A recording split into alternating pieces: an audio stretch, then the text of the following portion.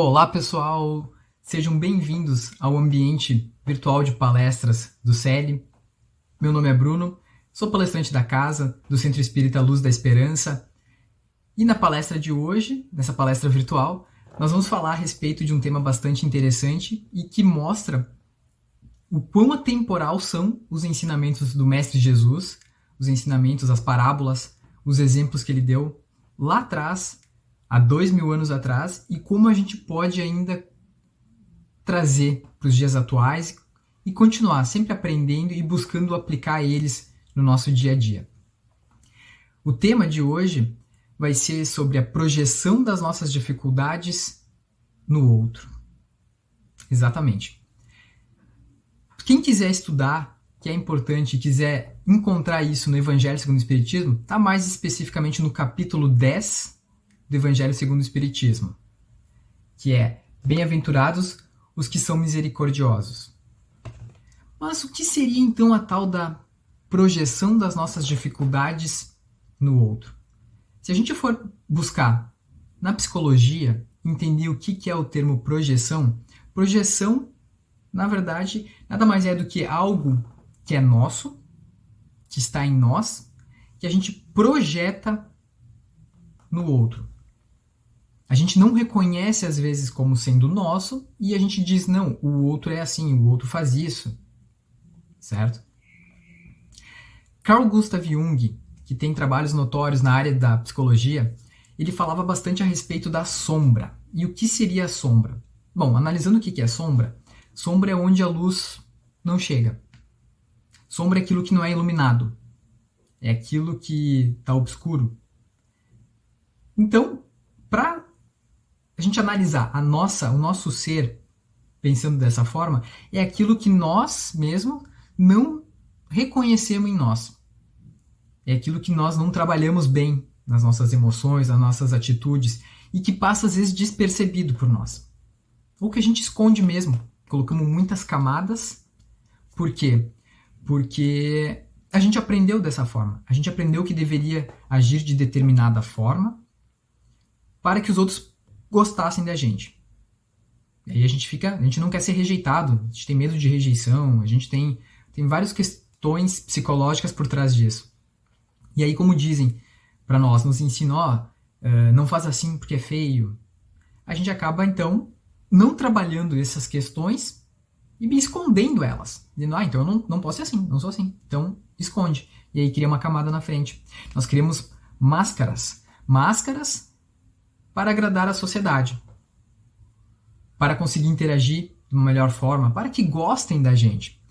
Só que qual que é o problema? O problema é que essas camadas escondem realmente lá atrás, onde está o nosso calcanhar de Aquiles, a nossa sombra, que a gente deve trabalhar ela. Primeira coisa é entender que sim, todos os seres que estão aqui hoje, encarnados no planeta Terra, têm sombra. Tem algo que precisa aprender. Tem algo que ainda não está perfeito. Nós somos seres imperfeitos. A gente precisa aprender isso. E tá tudo bem, não tem problema nenhum nisso. Não é nem feio ou errado não saber. Agora, quando a gente começa a compreender e entender essas questões, a gente começa a trabalhar elas. A gente começa a dominar elas. E esse processo também é um processo de evolução, é um processo de aprendizado. Para exemplificar, para deixar mais simples, para a gente entender o que seria a sombra, vou dar um exemplo aqui. A gente, quando está lá, criança, imagina uma criança, ela está tendo determinada atitude, ela está brincando, não sei. E aí ela...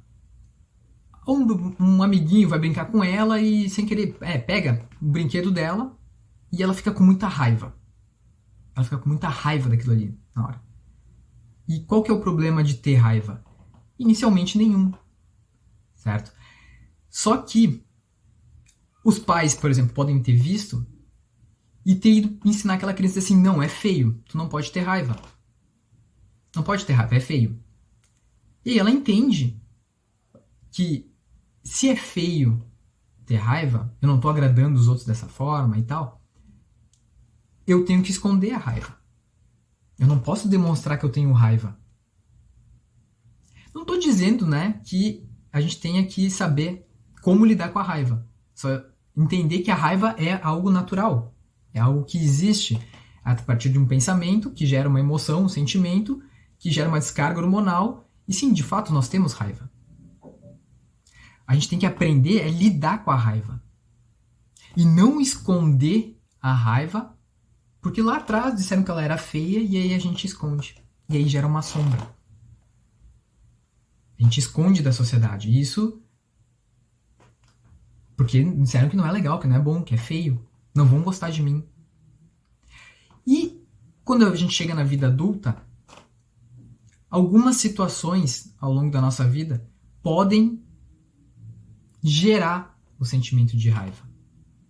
Só que se nós não aprendemos a lidar ao longo do tempo com esse sentimento de raiva e canalizar ele, peraí, como é que eu posso usar a raiva? Para que serve a raiva? Toda emoção, todo sentimento existe um porquê de existir. Existe uma necessidade de a gente ter. Só que se a gente não sabe como usar, a gente vai desperdiçar esse nosso potencial. E a gente não entende, não aprende como usar a raiva, porque a gente escondeu, porque ela é feia. Mas ela vai acontecer em algum momento. E o que a gente faz? A gente acaba direcionando para uma determinada pessoa. Fica com raiva daquela pessoa por algum motivo. Entendam, esse exemplo que eu dei da criancinha que escondeu a raiva pode ser com relação a qualquer coisa, qualquer sentimento, qualquer emoção, pode ser com relação a comportamentos. Ah, contou uma mentira. Não pode, é feio. Então, eu vou esconder, não posso mentir. E aí a gente vê lá uma pessoa, quando a gente tá mais velho, vê uma pessoa mentindo, e aquilo nos incomoda e acha que aquilo é um absurdo. Peraí, eu não tô dizendo, né, que mentir tá tudo bem, que é certo, que é legal, que é tranquilo. Não. E de fato não é. Né? A gente sabe que mentir é errado, mentir pros outros, e principalmente para nós. É a pior mentira que tem. A gente vai viver uma mentira que não vai nos auxiliar na nossa evolução. Agora, o fato da outra pessoa ter mentido e ter gerado em nós esse grau de desordem de sentimentos, um rancor, uma mágoa, algo que a gente eleva assim para algo que perde, sai do nosso controle, isso que está errado. Então, o erro da outra pessoa acaba sendo multiplicado, porque nós acabamos entrando também num erro, porque nós também estamos errados. Tem aquilo que nos falam que quando a gente aponta para alguém, a gente está apontando para alguém, os outros dedos todos apontam para nós. A gente acusa alguém de alguma coisa, a gente pode estar, talvez também, acusando a gente de algo. Algo que a gente pode estar escondendo. Algo que nós não queremos trabalhar. A verdade é que olhar para as nossas imperfeições, para os nossos defeitos e dificuldades, dói. A gente não gosta. Em virtude também por termos aprendido que determinados comportamentos, sentimentos são feios. É feio. Então a gente não quer ser feio. Mas entendam, isso é só questão de não termos trabalhado da forma correta. No momento que a gente compreende que não tem problema nenhum em sentir raiva, em ter algum pensamento negativo, não tem problema. O problema é esconder isso. E esconder faz com que aquilo possa em algum momento controlar a gente.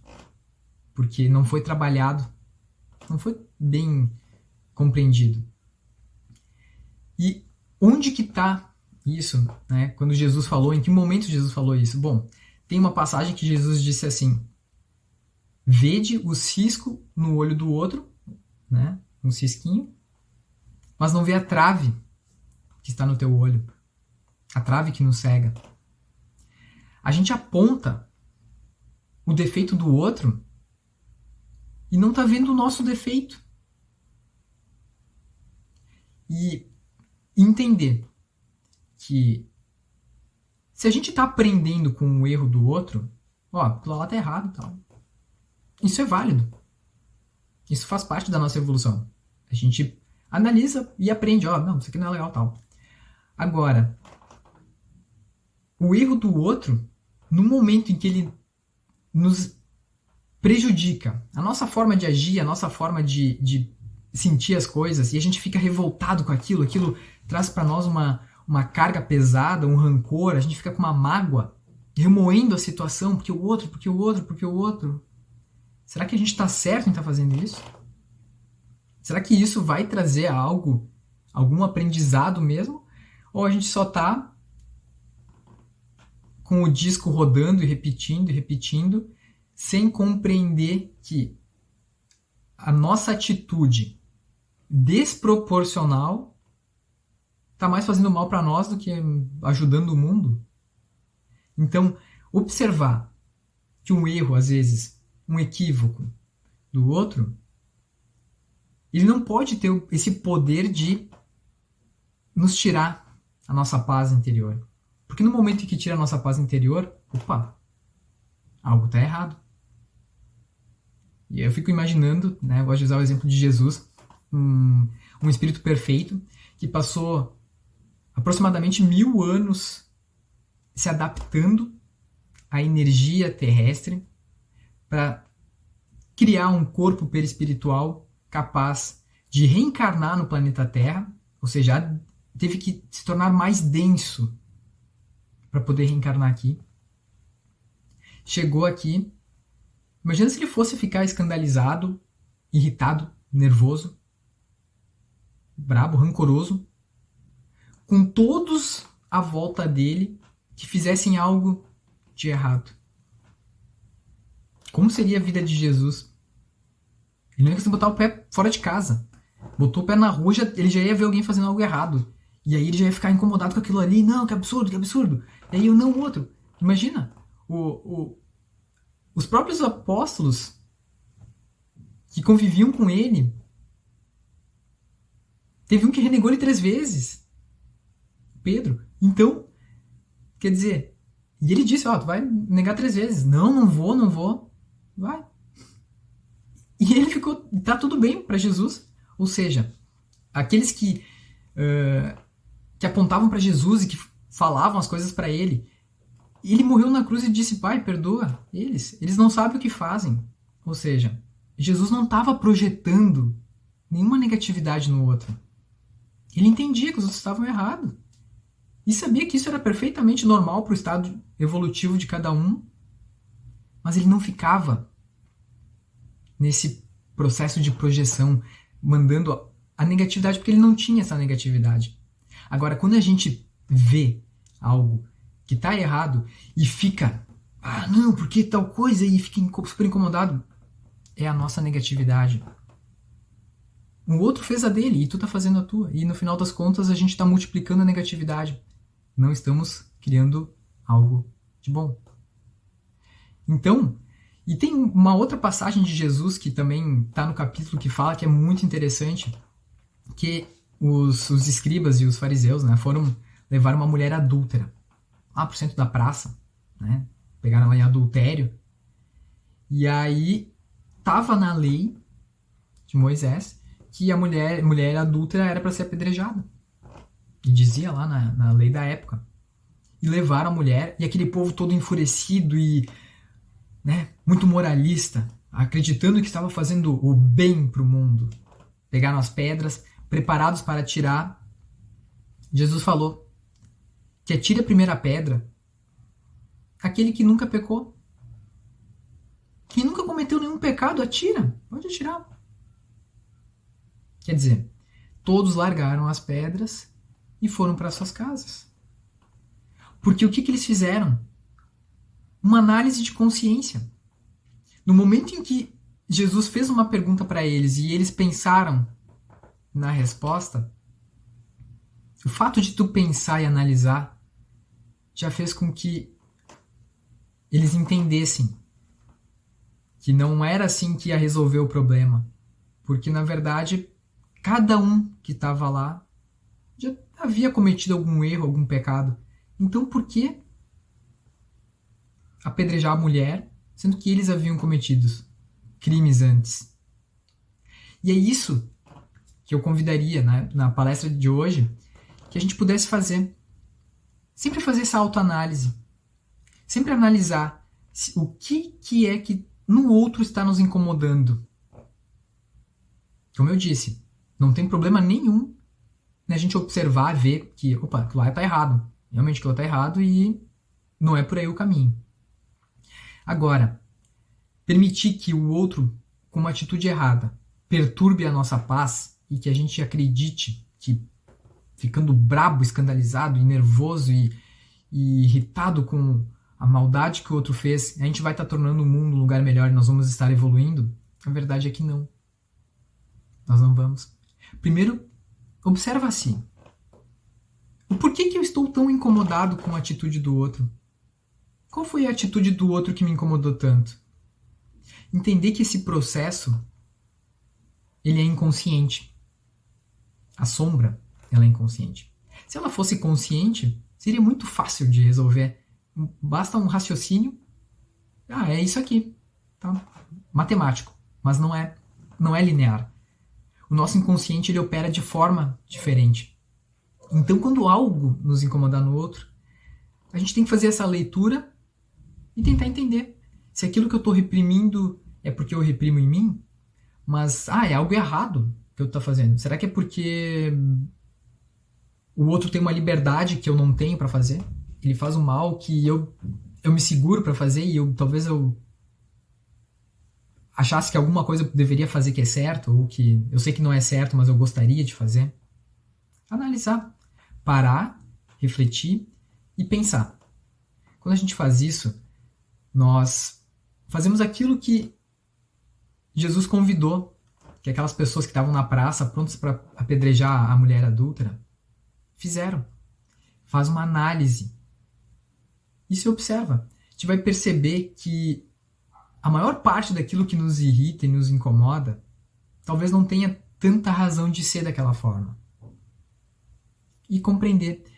Quando a gente faz isso, nós iluminamos a nossa sombra, nós integramos a nossa sombra e a gente dá continuidade para um processo de evolução.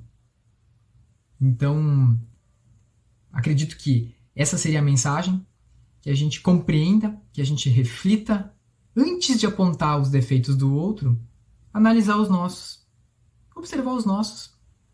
Isso a gente vai conseguir nos tornar melhores e sim tornar o mundo um lugar melhor. E não com a nossa revolta, com os nossos sentimentos mal trabalhados e negativos sendo jogados no outro. Certo? Agradeço a presença de todos. Muito obrigado e até, pessoal.